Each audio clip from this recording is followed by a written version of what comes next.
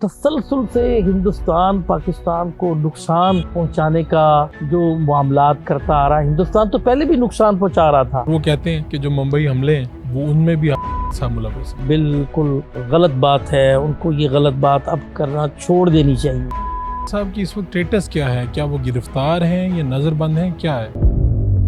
क्या अभी ये चाहते हैं कि पाकिस्तान और इंडिया के दरमियान अमन हो जाए? हिंदुस्तान अगर ये अंदाज इख्तियार ना करे, चीज़ों को हकायक की बुनियाद पर देखे, तो बहुत मामलात बेहतरी वाले हो सकते हैं। किसी मोड़ के ऊपर पाकिस्तानी रियासत ये फैसला कर ले कि हम साहब को हवाले कर देंगे, तो आप मुज़ाहमत करेंगे? क्या करेंगे? क्या अभी ये चाहते हैं कि पाकिस्तान और इंडिया के दरमियान अमन हो जाए? जी बिल्कुल, मैं तो ये समझता हूँ कि लाजमी तौर पर पूरी दुनिया में किसी भी मुल्क के साथ हमारे मुल्क का कोई झगड़ा नहीं होना चाहिए, कोई लड़ाई नहीं होनी चाहिए। हर मुल्क के साथ अमन वाला मामला होना चाहिए, इवन कि इंडिया के साथ भी अमन वाला मामला होना चाहिए। मसला पाकिस्तान की तरफ से नहीं है, इसको किस अंदाज से अंडरस्टैंड करवाया जाए कि ये सारा ही इशू उनके एक नॉनसेंस किस्म के इल्ज़ामात और उनका प्रोपेगेंडा वो सारा इंस्टिगेट करता है, भड़काता है। ये इंडिया का तो क्लेम ये है ना कि हमारे मुल्क में जो भी तकरीबकारी हो रही है, जो भी मामलात हो रहे हैं, उनके पीछे कहीं ना कहीं जैसा आप लोगों पे भी इल्ज़ाम आता है और जमातों पे इल्ज़ाम लगाया जाता है। वो ये समझते हैं कि इस सब तकरीबकारी के पीछे शायद हमारा कहीं हाथ है। नहीं, बिल्कुल गलत बात है, उनको ये गलत बात अब करना छोड़ देनी चाहिए। बेहतर यही है। तो आप की जो हवालगी का जो मुतालबा है उसे भी आप रिजेक्ट करते हैं? मैं तो इसको बदतमीजी समझता हूँ। बदतमीजी समझते हैं ये, और इसको यानी एक ऐसी फजूल बात, यूजलेस बात आप कर रहे हैं। आपको ये एहसास ही नहीं कि आपको अपने मुंह से क्या निकाल रहे हैं। पाकिस्तान को आपकी बाजगुदार रियासत तो नहीं है? मतलब आप तो ये दुनिया के अंदर ये एक रफ अंदाज और बदतमीजी वाला अंदाज आप हमारे मुल्क के साथ कर रहे हैं। ये सारी गलत बात है। मैं तो इसको कंडम करूँगा और ये बल्कि ये कहूँगा कि हिंदुस्तान अगर ये अंदाज इख्तियार ना करे और चीज़ों को हकायक की बुनियाद पर देखे, तो बहुत मामलात बेहतरी वाले हो सकते हैं।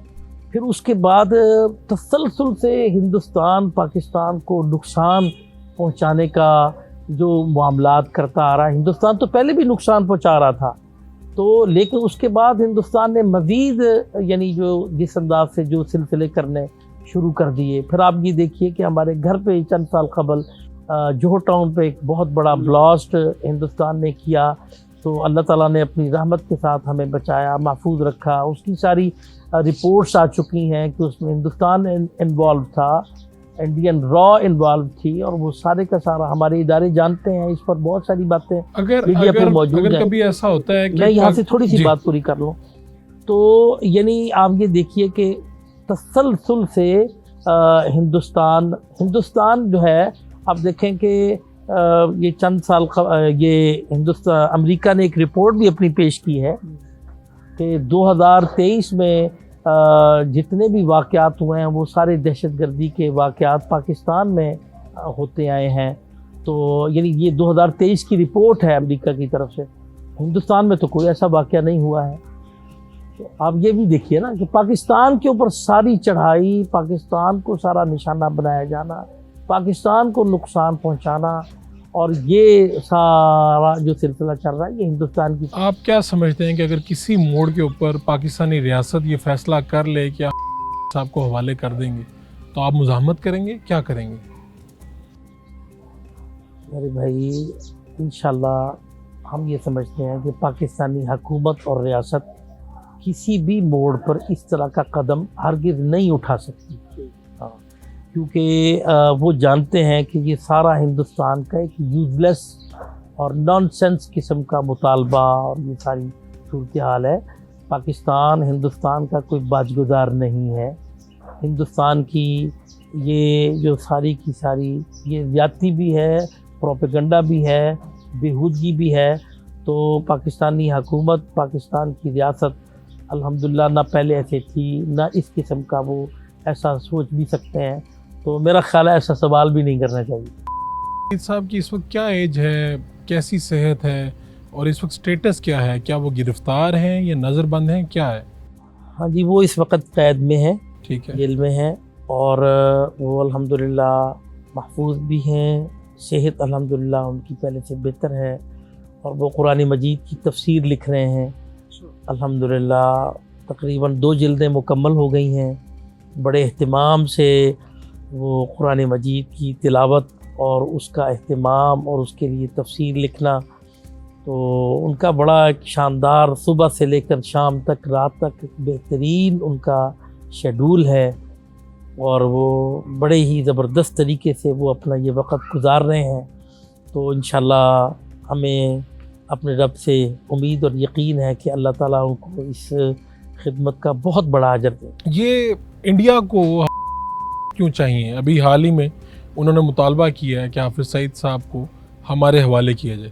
تو 25 کروڑ میں سے ایک فرد میں کیا دلچسپی ہے انڈیا کی؟ اور وہ کہتے ہیں کہ جو ممبئی حملے ہیں وہ ان میں بھی ملوث ہیں. نہیں جی، یہ 100% غلط بات ہے کہ حافظ محمد سعید اس میں قطعی طور پر بھی ملوث نہیں ہے.